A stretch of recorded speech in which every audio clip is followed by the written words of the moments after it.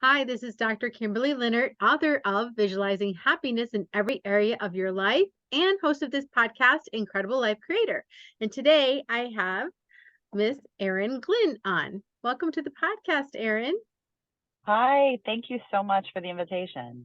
Yes, and she's traveling today, so we're seeing her in her travel gear. And Yes. but we're so happy to have you on here. So just so people can know you, I'm going to read your bio. Erin Glynn is an avid outdoors person and Georgia real estate attorney. She has practiced as a real estate attorney for 6 years in Atlanta and recently opened her title company. Erin is a passionate anti-racist and is active in numerous projects and organizations working towards equity and access to clean, safe housing for all. She also owns a tiny home. All right, That's true. I so forgot many about things to that. Yes. talk about, Erin. So where Yes. does it all start? Um, how far back do you want me to go? You can start But wherever you like. I traveled the world as a child. I was lucky enough to see multiple countries, continents at very young ages. And I think that really had an impact on me. I know it did. So luckily, I was fortunate to visit many, many different countries, before I was even 15 years old. And then I continued that traveling through my adolescence and into my 20s. And the reality is, when you immerse yourself in other cultures and make friends around the world, you just learn so much about the economy, about society, about economics, business, and really the importance of people and culture in all of that. So specifically, I remember hiking in the Himalaya mountains, and the altitude is so high, and so the people that live there are much shorter folks. And I remember just noticing that, and then wondering, well, why does everybody look a certain way? And reading even more about their lung capacity. So the lung capacity of a Nepali native is much greater than the lung capacity of me, Erin Glynn, in Atlanta, Georgia, because those people are a product of their environment. So, I mean, it's plain science. So seeing how environment impacts how people live may not have been a direct route into being a real estate attorney, but it's definitely informed my work as a real estate attorney. Providing clean, safe, affordable, good housing to people really changes lives. And so I love my small role in that. Yeah. So, how did you decide on real estate? I listened to other people. When I decided to go to law school, I knew I was going to go to law school from a very young age. I just always wanted that for some reason. It wasn't decided for me. It wasn't a family legacy or anything like that. It was really just something I always wanted to do because it was a profession that garnered respect from other people in the community. And that to me was always just kind of important. Like I wanted to do something that was going to be noticed or going to be recognized as a profession of importance. And I was always also told that I would be good at it. I like to talk. I'm very verbose in some ways. I always got, Erin talks too much on her report card.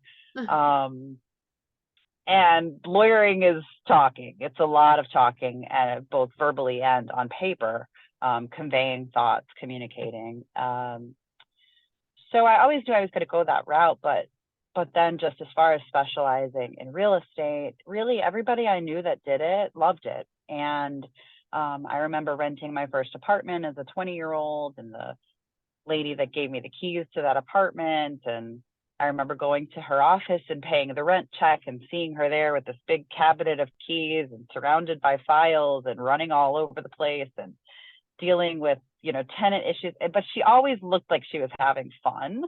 As much as she may not agree with that statement, to me, it looked like, and she was just so cool, she had these beautiful dresses, and she got to go on vacation, and she wasn't like, you know, sitting at a bank counting dollars and deposit. You know, it was like she was actually out doing things and talking to people, and it didn't hurt that she had the keys to like 100 of the coolest apartments in Atlanta. It was an old investment group that had converted lofts and unique little spaces here and there, and they were just great spaces, and I thought that was so cool. So that was kind of my first entree, was, you know, just paying rent and looking around and seeing the process, and then just listening to people around me. You know, I think your book and your podcast are about happiness, and I have friends that had practiced in criminal law or family law or divorce law,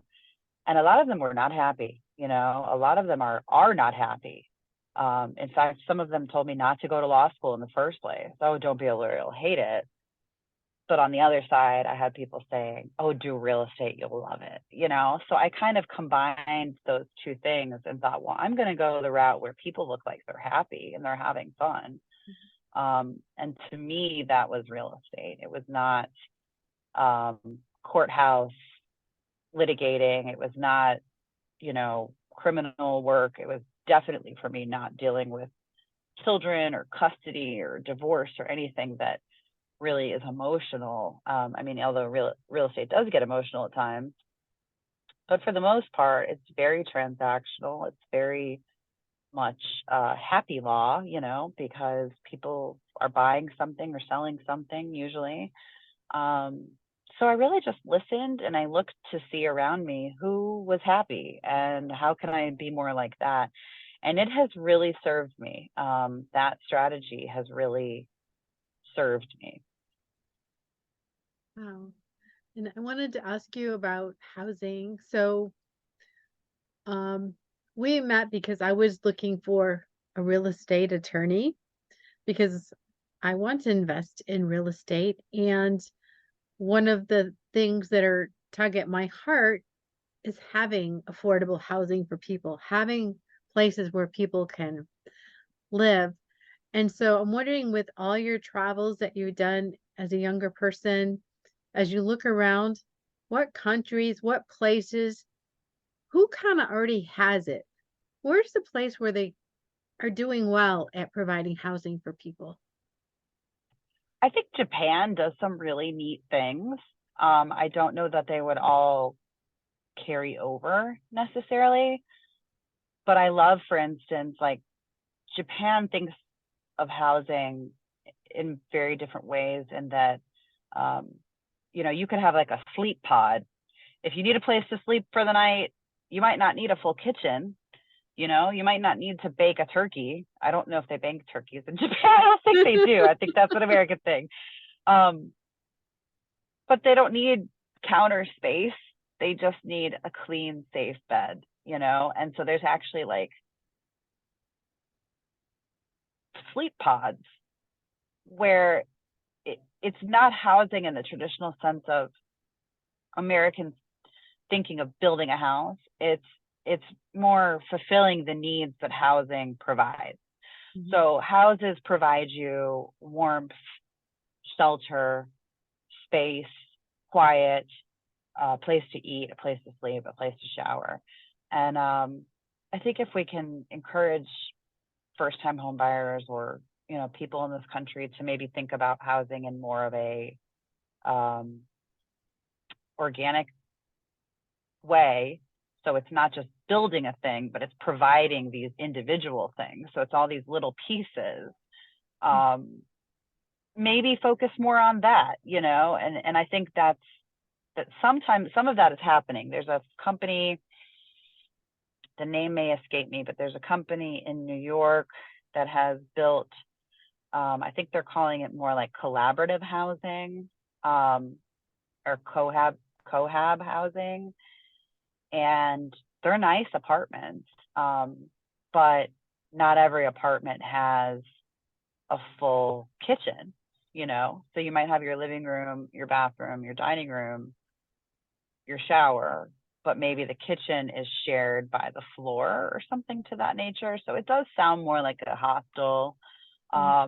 but they don't look like hostels. They're absolutely beautiful units. And to be honest, I know many people that would prefer to have commercial grade kitchenware, um, and it over there than crappy, garbage, throwaway, builder grade white appliances, and so you can do both. You can have your nice apartment, or condo, and I think they've done both. I think they've done rental and for sale, and I'm really interested in the unit, the style of that for sale, because it's really not hard to do from a paperwork standpoint. From a paperwork standpoint, all you're doing is changing the common element from the courtyard to the courtyard and the kitchen. I mean, you're just adding in these additional shared appliances into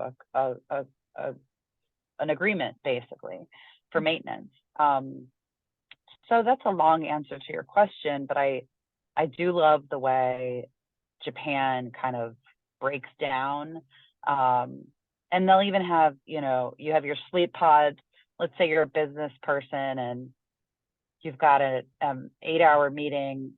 I'll use an Atlanta market example because I don't know where most of the listeners are from, but if I live and work in Atlanta, but I have a client in Savannah or Macon, and it's a significant drive, I don't really necessarily want to spend the whole night, like, let me just go do my meeting, go back to my little cube in my sleep pod and decompress for a few hours, sleep for a few hours, probably take a quick shower, and then jet, and the space, you can change the use of space. So it's kind of a bigger picture idea, but I do think that there are interesting ways and innovative ways to build housing that take up less space, and that still meet people's basic needs. That makes sense. So this it's a long time ago, but I was in Japan probably 30 years ago. My first marriage Wow. to a Japanese national, and his mother and father, especially his father, was older generation. He was a lot older than his mother. And the house they lived in, their family had owned for over 50 years, but they didn't own the land it was sitting on. They Interesting. only owned the house, and they had to pay the person that owned the land like rent to have their house on it. And the house Ground was lease. like right here, and the next house was right here. So, I mean, there was this much space between, like, 6 inches between the houses. So I could have put my hand out my window and put it in the window of the person next to us. And there was no Right. driveways because there wasn't room for driveways. So they really have a land problem because they don't have enough land. So, they have to make the spaces somehow smaller and fit all those people in it. Yes. So, Yes. but I was also wondering about your tiny home. So I've seen pictures of them, but I have never been in a tiny home or seen one in real life. So, are there like neighborhoods of tiny homes? What is a tiny home like? How is it different from just a regular house? Legally, it's a very distinct difference in how the house is built. If it is on wheels, it is not considered real estate in the United States, so you cannot get a mortgage on it. So that's a really important first decision or first question to answer is the tiny house movable or is it fixed? And tiny houses themselves can range, in square footage from 300 to 800 square feet. So many, New York apartments would qualify as tiny houses if they were detached. Tiny houses, as I know them, are typically detached and they're either movable or fixed. But it's not a set in stone definition. If you think you live in a tiny house, okay. Like a tiny house in your neighborhood, maybe a 2-1 in a 2-bedroom, 1-bathroom. But there's just so many reasons to go small. As I like to say, go small or go home, or buy a tiny house and do both. Because it's so much better for the environment. You're not heating and cooling these gigantic square footage monstrosities. So much better for the environment, just from a utility and energy perspective. That's number one. Personally, I wanted one because it's less to clean. And even if you have cleaning staff or people, or you hire contractors that clean your house and do your chores for you, they're still using energy to run those vacuums and wash those sheets and do all of that stuff. And so I just didn't want that, because I knew I was going to be doing it all myself. And the vision for the tiny house that I had was that it would be kind of the secret clubhouse that I never had as a child. Not that I was very lucky as a kid. I'm very grateful for everything I had, but I never got the tree house. I never got the tree house, and I never got the trampoline, and I'm here making up for it, 35 years later. But yeah, they're absolutely wonderful from a maintenance perspective, because the space is so small. You can literally clean your whole house in an hour, and yet you still have all your needs met. Most of them have full size. Mine has, full size appliances, queen size bed, regular TV, water, all of that stuff, regular utilities. But from a legal perspective, we still have a lot to do in banking to be able to lend on those types of projects, because since they're not the norm, it's hard to get a mortgage on them. And if it's hard to get a mortgage on something, that means that less people are going to be able to do it, because not everybody can just come up with 150 grand cash. And I say that number, $150,000, because that's about what they were going for, over the past few years. Yes, costs have escalated because of supply chain and just inflation. But there's the phrase, the missing middle in housing. And it's really something people need to think of as, like, it's very easy to find a house for $350,000 or more. It's very easy to find a fixer-upper or a tear-down or a total gut for less than $150,000. It is very challenging to find something between $150,000 and $250,000 to purchase. So what are we doing about that? And I can't fix inflation. I can't bring the interest rates down. So what can I do? I can advocate that we allow houses of smaller square footage to be constructed. I can advocate that we allow for a duplex in a neighborhood that was single family. So yeah, there's a great group called YIMBY.org, YIMBY.org. It stands for Yes in My Backyard .org, instead of Not in My Backyard or NIMBYs. So YIMBY.org is very active in advocating for smart housing policies. And I'm in Nevada right now, and specifically Boulder City, and where the Hoover Dam was built, and like this is American history right here. Is miners plowing through mountains and laying tracks and running railroads. And these houses are small, people. So these houses are old. So we figured it out then, and we were happy then. But for some reason, things just kept getting bigger and bigger and bigger. And I support luxury. I love luxury, but a lot of celebrities, a lot of high earners and high income high net worth people also want a cool small thing to hang out at. So it can be trendy. I'm not saying everybody needs to live in one type of housing, that's not the point. The point is give people options. And right now, a lot of zoning codes don't allow the option. They say that a house has to have a minimum square footage to reside in the neighborhood. And I just think that's pathetic, to be honest, because there are plenty of amazing architects that can do a lot with a very little footprint. Mhm. And why would someone choose a tiny house as opposed to just a condo or someplace, because when you build up, so I went to school in Chicago, so I lived on the 54th floor, actually it's 52nd Wow. floor of a building, and they were condos.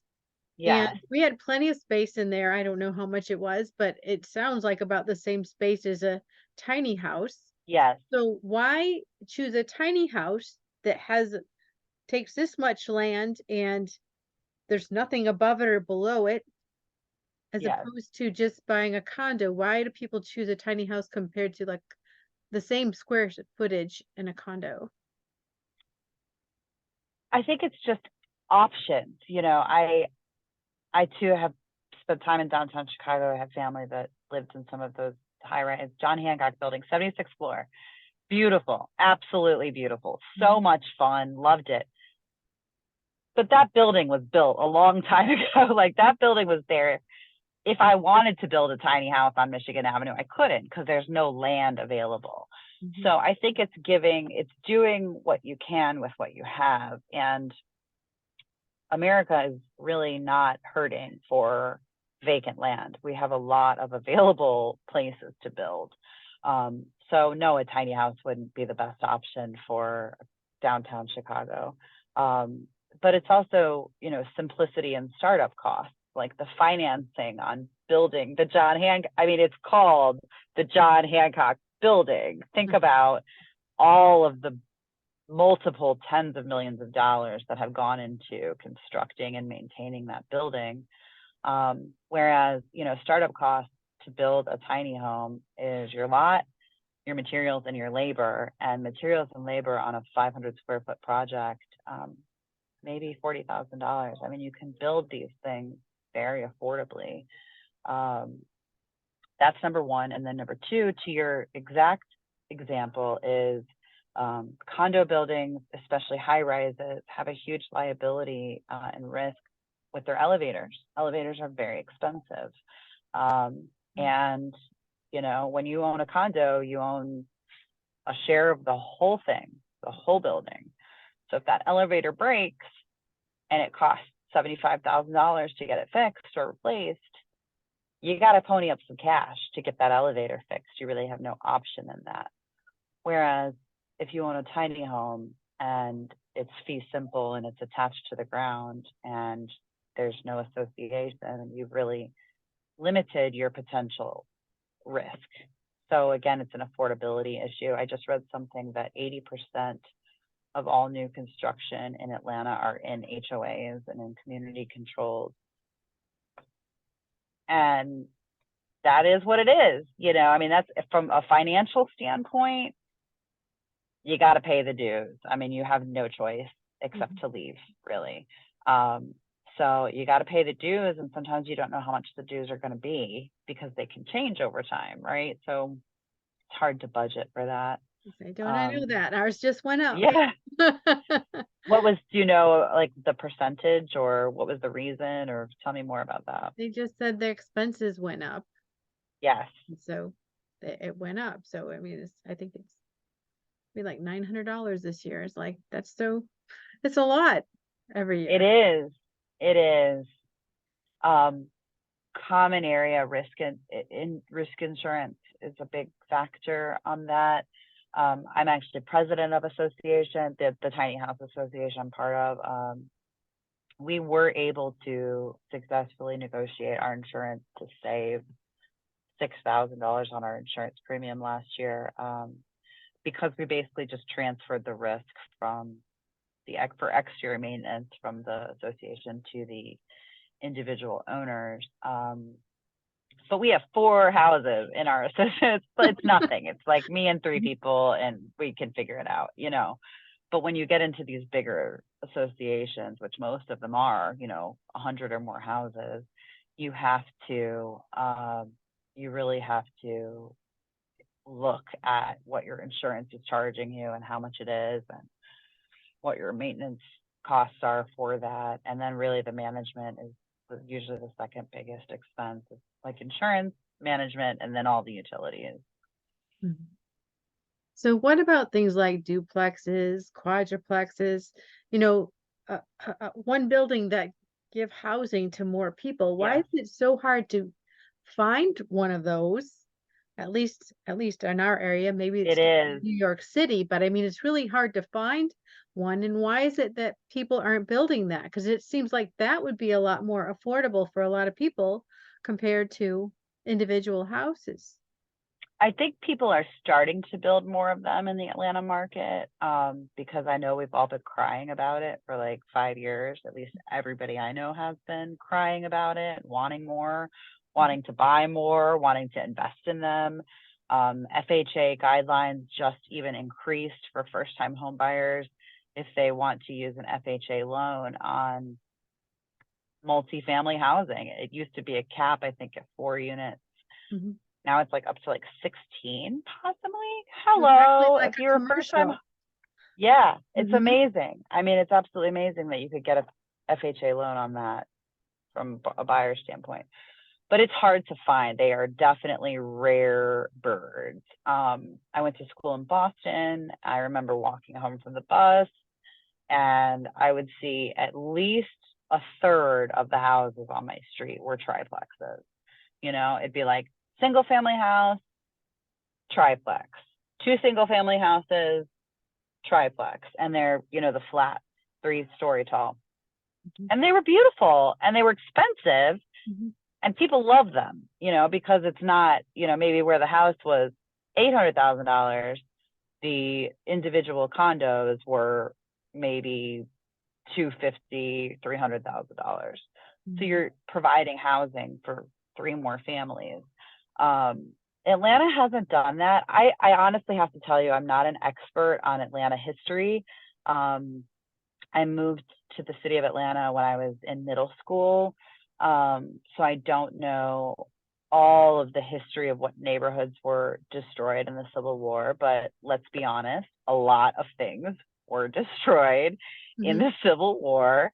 And it was just the right thing at the time. Like, instead of building, if I could stake claim to a beautiful lot in Ansley Park and build my dream mansion, yeah, let's do that. I'm not thinking at the time, let me build for 150 years from now, So I think a lot of the land in the city was used for single family in certain neighborhoods because that's what they wanted at the time. But I mean, there are a lot of small infill, beautiful neighborhoods in the city of Atlanta. I mean, Inman Park, Candler Park, and yet those neighborhoods still have very high value single family homes. So the logical fallacy that high density means low value is proven. Look at Inman Park. You have a home that's $2.5 million with apartments right next to it. Like, Mhm. you can have both. You can have high value and high density. Yes, yes.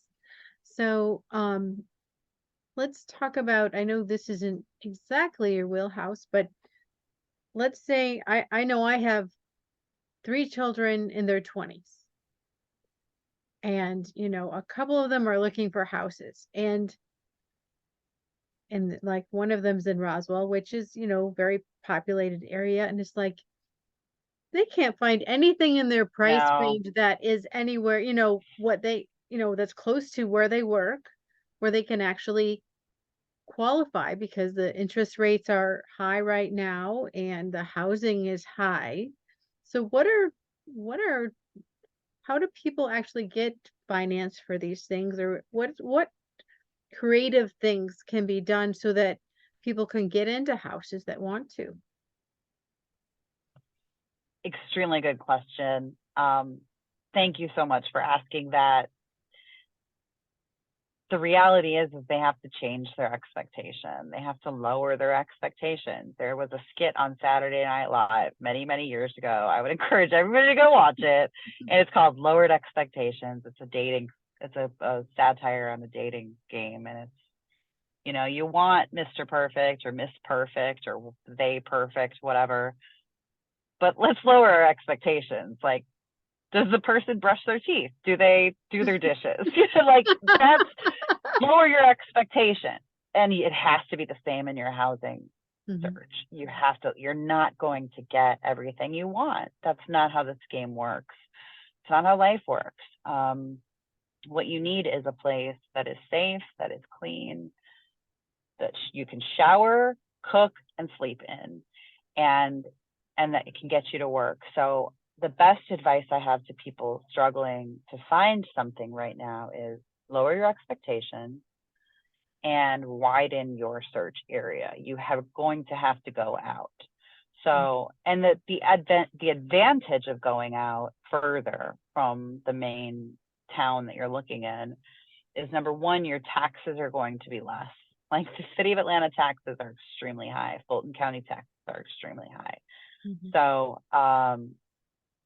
it's just not affordable for most people.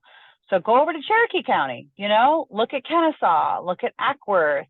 I mean, they're very beautiful areas also, but you might be able to find something in an unincorporated portion of the geography that you can make work. And really, that's it. You just need to make it work, because if you can find anything that you'll feel comfortable in for 5 years, that's really all you need. But it's still going to be better. Paying a mortgage on a house you don't love for the short term is still better than paying expensive rent in an apartment that you do love. And I must say that these new apartments in Atlanta, I'm sure other cities are seeing it too, it's crack. They're enticing you with crack cocaine to get you hooked on it, because it is not real. Normal houses don't have 3 fireplaces and all new contemporary furniture and a freaking, coffee machine and dog park. They give you all of these and normal houses don't have pools and hot tubs and barbecue parties and all this crack that they are feeding you to get you addicted. That's not how real people live. I mean, it's just not, so these beautiful apartment buildings are enticing you with advertising and smoke and mirrors about how you should live your life. And yeah, it's fun when you're 21, but no thanks. I mean, you're better off like going further out, getting a smaller place, buy something that's very well built, buy something where the property taxes are lower than they are elsewhere, buy something not in an HOA so you don't have that monthly expense, and then just pay your mortgage for a couple of years and then use that equity to springboard into something different, really. That makes sense to me. My first house was a as is.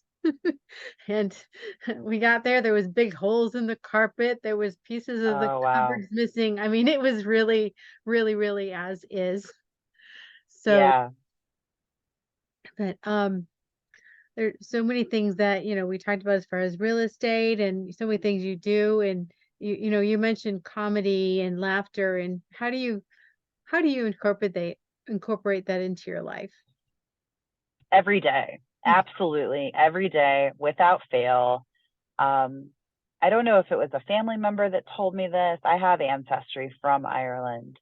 So I'm very interested in Irish history and that culture. But, or I may have read it, but the shortest distance between two people is a smile, is the, old Irish folklore saying. And it's really true. Like, Mm. Just being nice, it goes so far. And it's so hard. I mean, I will be the first to admit I can be, as mean as day if I don't have my coffee. I do have Irish ancestry, so I do get my Irish up at times. I have taken many anger management classes on that, but at the same time, in if you're trying to accomplish a goal, why not reach out to the other side with a handshake or a smile first to kind of set the tone as cordial? And I think lawyers don't do that enough. I don't think real estate agents do that enough. And I do think it makes a difference. And, if somebody on the other side wants to think that I'm crazy or soft because I say funny things in an email, hey, that's your right to think that. I know that my friends love it. and I would rather make the joke and put somebody else at ease and have them feel comfortable with me and my personality than not make the joke and operate in an aura of, toxicity or falsehoods. So that's kind of the bigger picture. Is really it's a strategic business choice to make jokes, because adding levity and humor. The reality is this isn't a cancer diagnosis. We are not, so you have to kind of put things in context sometimes. But also, I mean, it's a coping mechanism, I mean, comedy really helps process things. It's a form of therapy, that's been proven. And it's just an escape, really. So, little things like if you're working on a project with a colleague and they're really stressed about something, sending them a gif of, you funneling a cup of coffee or something. It just helps. But yeah, have you seen any funny things lately or watched any funny movies, or who's your favorite comedian these days? I Even though he's a little bit raunchy, I like Adam Sandler because he's just funny. It's just funny. Yes. Yes. But he's a good guy. Like, nobody says, oh, Adam Sandler, he's an asshole in business. I don't know if I could say that, but nobody says bad things about him. He has a nice family, he has beautiful daughters. He's just kind of transparent, so I do, like that about him. It's same thing about Will Ferrell. I love Will Ferrell. Will Ferrell and Zach Galifianakis are like my two favorites right now. And Zach Galifianakis, because I was just in Vegas, I mean, he just killed that role, right? The Hangover was absolutely hilarious. But they're smart guys. I mean, they make multiple millions of dollars, and nobody says bad things about them. Nobody's like, oh, that he's a real diva to work with, or he stiffed me on a contract like a former president that we've had in this. Like, you don't hear that about comedians. So I'm with you. I think Adam Sandler is cool. Yeah. So just so people know how to contact you, how do they contact you if they want to work with you? How do they get Thank you so much, Kimberly. Yes, absolutely. If you have any Georgia real estate questions, I'm only licensed in the state of Georgia. So if you have any Georgia real estate questions, or you live in Georgia but have real estate elsewhere, you are welcome to send me an email. My email address is Erin, ERIN, @closedwithintegrity.com. That's closed like you closed a door with a D, closedwithintegrity.com. And we'll go from there with setting up a time for a consultation. But if you're buying or selling, or if you have issues with family real estate, or you want to, do a certain kind of project, anything involving Georgia real estate, please give me a call. I'd love to talk to you. Thank you. So now I have a personal question. What gives you Yes. the happiness and fulfillment in your life right now?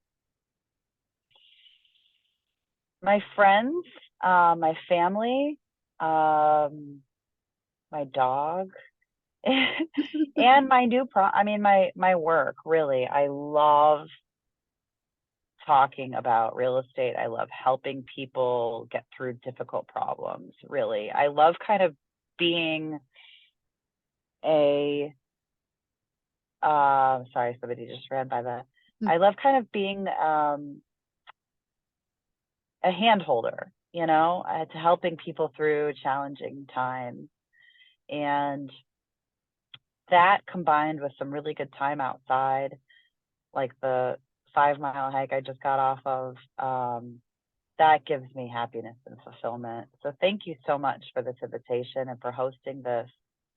It is a really important conversation, is, how do you find those things and keep those things in your life? I hope to come back.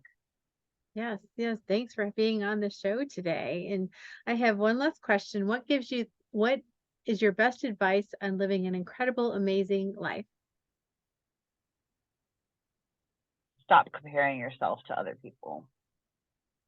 Beautiful. Beautiful. Well, thank you so much, Erin.